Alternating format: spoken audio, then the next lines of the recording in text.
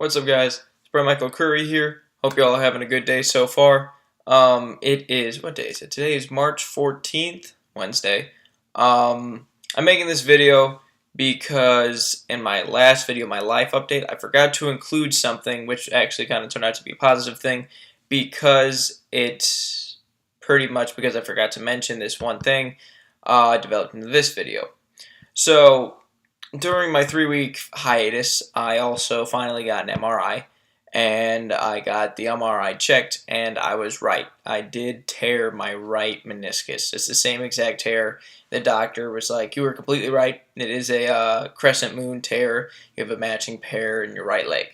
So I will need surgery on that. I'm getting the surgery after my competition, probably like a week after my competition, or my show, I should say. Now, the reason why I'm making this video is because you constantly have to stay positive. You constantly have to look for the silver lining.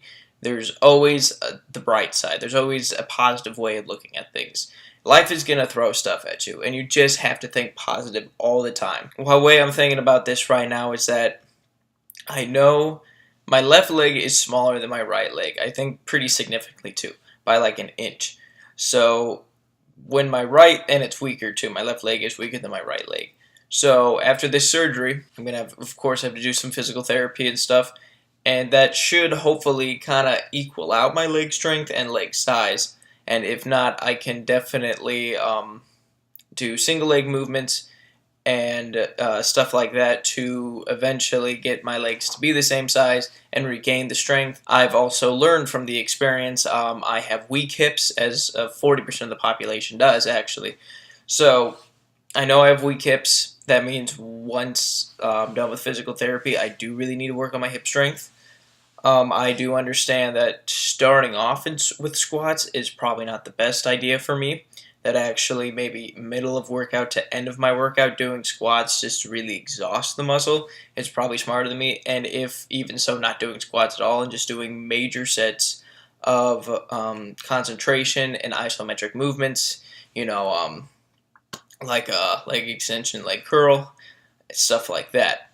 And so you always got to see the brighter side of things. There's always a silver lining. Like I said, life is going to throw stuff at you. You can't let it get to you. You can't bring it down, right? Especially I feel this way during this show, which reminds me, this week, my diet for this, that was this week. My diet for this week, what is it? Sunday and Monday are 125 grams of carbs, 50 grams of fat, and then 200 grams of protein.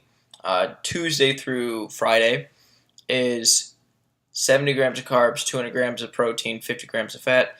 And then my Saturday is 200 grams of carbs, 140 grams of protein, 30 grams of fat, and then my cheat meal. And then next week, my coach informed me that everything's going to change next week since it'll be 3 weeks out, which will be pretty much 2 weeks, and then my peak week. So things are going to get harder, but I constantly stay positive about it, and that's what you just have to do. Even if it's hard, you just have to really think of, like, how can I make this positive? How can I learn from this experience? Or how can I improve it? Or what's good about this? And it's hard to do, and I understand that it's very hard to do, but once you have that kind of mindset, life gets so much better.